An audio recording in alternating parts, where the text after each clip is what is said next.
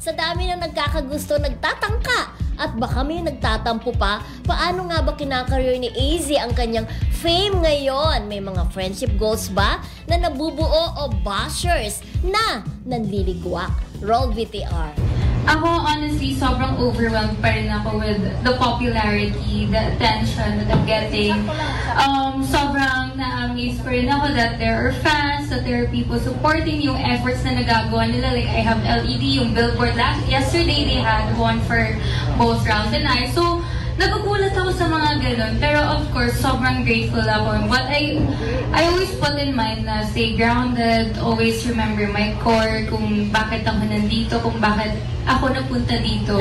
Not forgetting kung paano ako napunta dito and yung mga tao na nakasama ko pumunta dito. So, ayun po, always remembering kung saan ako nanggaling.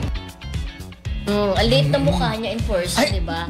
Yung katabi na. niya si Miss Gracie Angeles, di ba? Na talaga namang sa dami rin naman talaga ng mga PBB na lumabas. Si AC ang napili niya. Bukod sa una nilang endorser dyan, si Lovie po na nandun pa rin naman ng SCD, di ba? Correct. Kay Miss Gracie Angeles. At hindi pa rin daw makapaniwala talaga si AC dahil alam naman natin na medyo nandyan lang naman siya sa showbiz.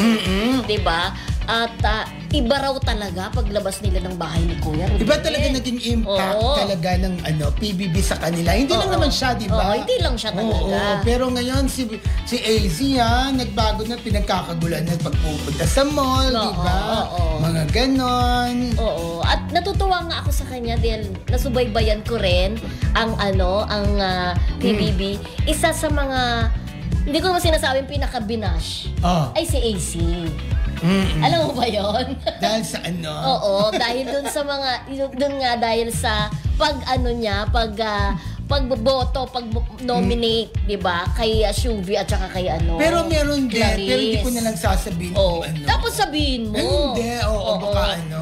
At least, di ba, wala naman naiwan, lahat blessed. Correct. Kahit binas sila sa loob ng bahay ni Kuya, nakakabawi-bawi naman sila ngayon. At saka ang maganda, di ba? Dahil sa PBB, eto na nga, nakakapagpundar sila Mildred, di ba? Hindi lang bahay, sasakyan, syempre may datong yung lifestyle nila, nagagawa nila at blessed na. Pero may intriga ako isusundot dyan, ha? Sana nga, di ba, actually, na natin to sa debate na sana naman this year, wag muna yung susunod na PBB collab na season 2, di ba?